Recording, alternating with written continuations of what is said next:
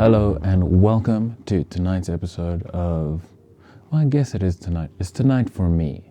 So I'm projecting nighttime onto you, the viewer. Welcome to Wolfenhaus Show. My name is Fraser. I'll be your guide through history's dark and mysterious alleyways. And tonight we're talking about not one of the greatest mysteries ever, but it's up there.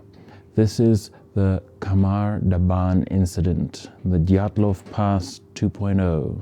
I had this idea in my mind that I'd written an article about the Dyatlov Pass incident, and I wrote a sequel to that article and I released that on the website, but I did not realize that I had not actually done the initial article. I'd only tried to do it several times.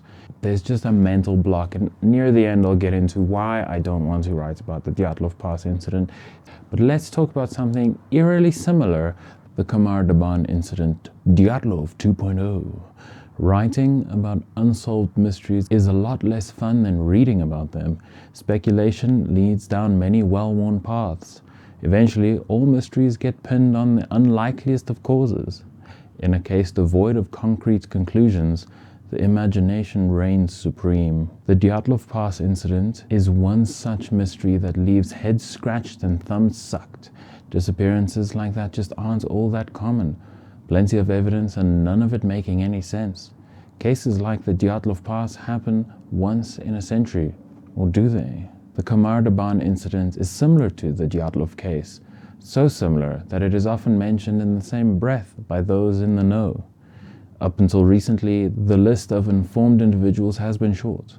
That is because this mystery was nearly marked as solved and filed away. That is until the sole survivors started talking about it. Lyudmila Korovina was a well-known hiking master in the early 90s in Russia.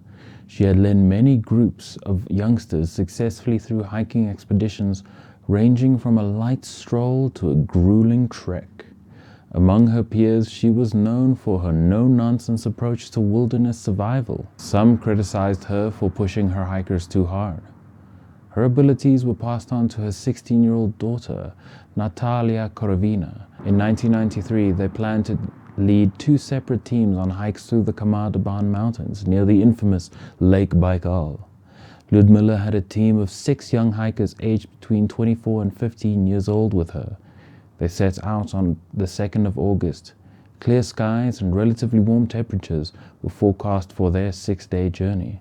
Lyudmila's group planned on meeting up with Natalia's on the 3rd day of the hike for a communal lunch. When the 3rd day came, Lyudmila was nowhere to be seen. Natalia wasn't worried. They had had some unexpectedly terrible weather the night before, and she assumed her mother's team had simply been delayed. They left the meeting place without worries. Lyudmila's team, Tatiana Filipenko, 24, Sasha Krysin, 23, Denis Svachin, 19, Valentina Utochenko, 17, Victoria Zalezova, 16, Timur Bapanov, 15, had in fact survived the night with no issue. They had breakfast and started making their way to the agreed-upon meeting spot. 6 days passed before any of the lost hikers would be found. The Khamar Daban region is popular with tourists seeking a mild wilderness thrill. Such was the case with kayakers who were enjoying a day on the river. Simple pleasure would quickly turn to confused terror. Emerging from the trees was an emaciated teenage girl. She was filthy and deep in shock. Upon seeing the approaching kayakers, Valentina Utochenko ran to them with what little strength she had left. She latched onto the nearest kayaker, clinging to him for dear life. The kayakers took her to the nearby village, where she reported that all of her friends were dead. Investigators waited 2 weeks before heading out into the mountains to search for the missing hikers. Valentina refused to discuss the events leading up to their discovery. It took her years to process what she had seen. While she was recovering, the official investigation concluded that the hikers had died of hypothermia, except Lyudmila Korovina, who died of cardiac arrest. Valentina speaks. Years later, the now adult Valentina overcame her PTSD and told her story. She claimed that the day before the incident started normally. The mountains were quickly overcome with a terrible storm that forced the hikers to set up camp in the open. Keen-minded readers will notice the similarity to the Dyatlov Pass incident here. Hikers camping out in the open when a safer location was nearby at hand. Lyudmila wasn't willing to risk her team's safety on the 30-minute march to the nearby shelter. Heavy rain can turn even a forgiving slope treacherous. She commanded they set up tents and hunker down for the night. 2 tents went up, and the hikers spent the night huddled together against the sudden cold. At no point, according to Valentina Okachenko, were they concerned about the cold. They carried emergency cold weather gear that none of them deemed necessary. The next morning they ate breakfast and packed up their camp, while they joked about the danger of the night before. It is normal in situations like this to turn to humor as an outlet for anxiety. They had just come somewhat close to death. Nothing that lay ahead scared them. After setting out, the group spread out into its usual march pattern. Sasha brought up the rear as he was the strongest among them, Valentina near the front. Suddenly, Alexander Sasha Krisen let out a garbled cry. The group turned to see him flailing around further up the hill. He was visibly bleeding from his eyes, ears, and bloody froth poured from his mouth. Sasha screamed again before falling to his knees. Lyudmila commanded her team to head for the trees. She raced over to Sasha, who had collapsed fully and was convulsing. He stopped moving. Lyudmila checked his pulse before crying out that he was, indeed, deceased. Another scream halted the team's progress to the tree line. Valentina recalls turning around to see Lyudmila, now also bleeding profusely from her eyes, ears, and the same red foam bubbling from her mouth. The team raced back to help their leader, who was now also having a seizure. Tatiana Filipenko was the first to reach Lyudmila. She turned around before the others could reach her. They skidded to a halt as they saw the same thing happening to Tatiana. Valentina recalled how Tatiana seemed to fight for her life. She collapsed and crawled over to a pile of rocks. At first, she thought the older woman was blindly crawling. To the rest of the group's horror, though, Tatiana began repeatedly smashing her face into the rocks. Every strike was harder than the last, and after a short, soft crunch, she finally ceased her assault, trembled, and died. Valentina froze. She watched as the other 3 survivors scrambled in terror.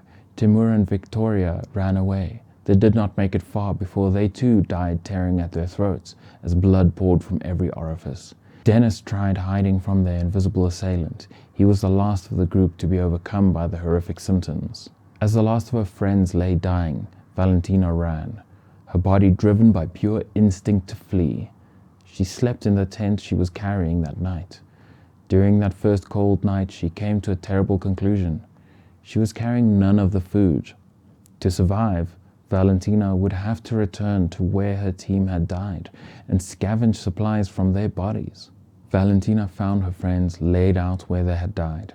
Sasha at the start of the downhill trail, Lyudmila draped across his back, Tatiana lying face down in the rocks.